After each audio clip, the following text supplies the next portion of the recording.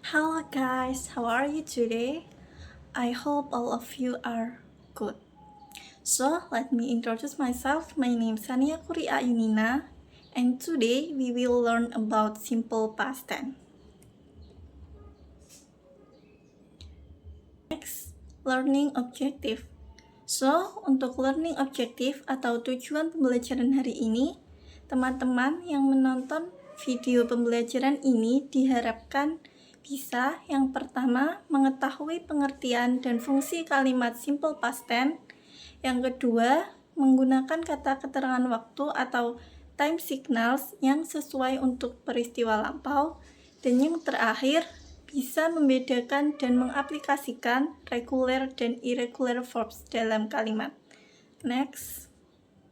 Jadi, untuk memulai pembelajaran hari ini, mungkin teman-teman ada yang tahu apa sih pengertian dari tenses?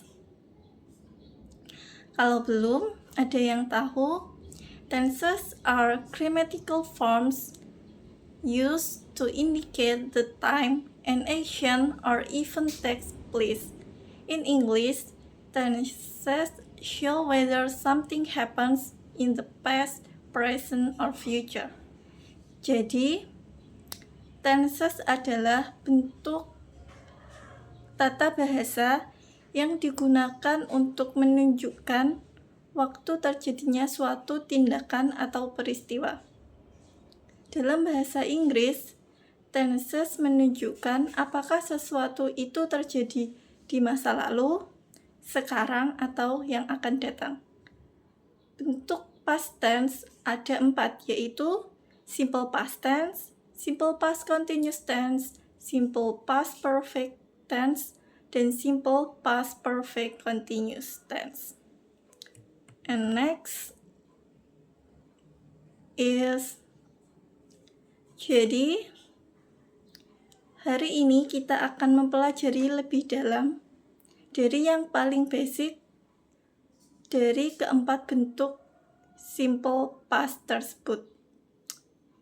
Dan yang akan kita pelajari yaitu simple past tense. So, let's discuss about it.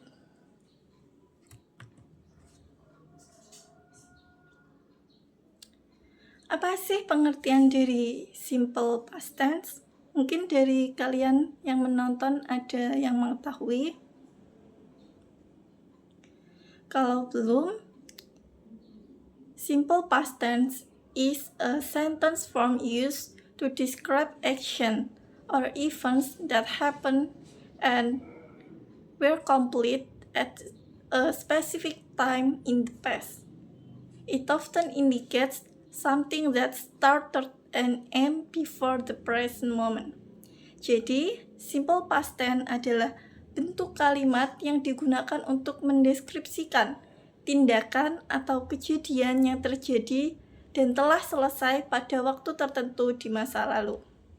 Selanjutnya yaitu fungsi dari simple past tense. Yang pertama, menyatakan peristiwa yang telah terjadi di waktu tertentu.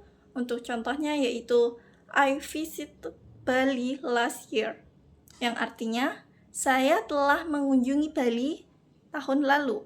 Dan untuk fungsi yang kedua yaitu menyatakan rangkaian peristiwa di masa lalu. Contoh kalimatnya, she woke up, took a shower, and left the house, yang artinya dia telah bangun, mandi, dan meninggalkan rumah. And the next is time signal atau kata keterangan waktu yang biasanya digunakan dalam simple past tense.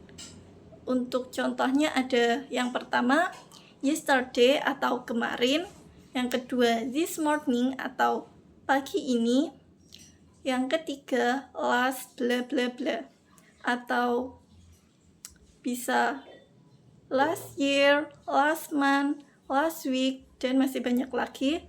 Dan yang terakhir, bla bla bla ago. Bisa 2 years ago, 5 months ago, 3 days ago, dan lain-lain yang ago atau yang lalu. Selanjutnya yaitu regular versus irregular verbs. Yang pertama, regular verbs. Regular verbs adalah kata kerja beraturan. Untuk pembentukan kalimat regular verbs ada 3, yaitu yang pertama, jika kata kerjanya berakhiran e ditambahkan d. Misalnya, simple past tense dari move menjadi move. Yang kedua, jika kata kerjanya berakhiran konsonan ditambahkan ed. Misalnya dari dump menjadi dump. Dan yang terakhir, untuk kata kerja yang berakhiran y biasanya berubah menjadi i jika mengikuti konsonan. Lalu ditambahkan ed, misalnya dari cry menjadi cried. Untuk yang kedua yaitu irregular verbs. Irregular verbs yaitu kata kerja yang tidak beraturan. Contohnya di sini ada yang pertama, break menjadi broke, draw menjadi drew, eat menjadi ate, find menjadi found, go menjadi went, see menjadi saw, and yang terakhir tell menjadi told. Selanjutnya yaitu struktur dari simple past tense. Untuk bentuk kalimatnya ada 3, yaitu kalimat positif, kalimat negatif, dan kalimat tanya. Untuk yang pertama yaitu kalimat positif, rumusnya subject plus verb to plus object plus complement.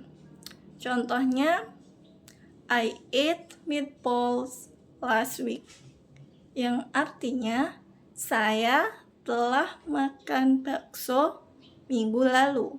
Yang kedua yaitu kalimat negatif. Untuk rumusnya subject plus did not atau didn't plus verb 1 plus object and plus complement. Untuk contoh kalimatnya, she didn't eat meatballs last week, yang berarti dia tidak makan bakso minggu lalu. Dan yang terakhir, kalimat tanya untuk rumusnya did or didn't plus subject plus verb 1 plus object plus complement. Dan jangan lupa untuk kalimat tanya dikasih tanda tanya di akhir kalimat. Untuk contohnya, did she eat meatballs last week, yang berarti apakah dia makan bakso minggu lalu. Dan jangan lupa teman-teman, untuk bentuk kalimat positif menggunakan verb 2, untuk kalimat negatif dan kalimat tanya menggunakan verb 1. Kembali lagi ke verb 1. Seperti itu ya. Selanjutnya yaitu exercise atau latihan soal. Untuk lebih memahami pembelajaran hari ini, mari teman-teman semua menjawab latihan soal yang telah tersedia. Untuk instruksinya yaitu ubahlah kata yang terdapat dalam tanda kurung menjadi bentuk lampau atau verb 2, karena itu awalnya adalah verb 1 dirubah menjadi verb 2, begitu ya. Untuk soalnya yang pertama, yesterday I blah blah blah to the market. Yang kedua, she blah blah blah a movie last night. Yang ketiga, they blah blah blah football 2 days ago. Yang keempat, we visit our grandparents last weekend. Dan yang terakhir, he blah blah blah a new car last month. So, terima kasih atas perhatiannya. Mohon maaf apabila ada kesalahan dalam pengucapan atau perbuatan. Dan untuk latihan soalnya mohon dikerjakan. Sampai jumpa lagi di video-video pembelajaran lainnya. Terima kasih.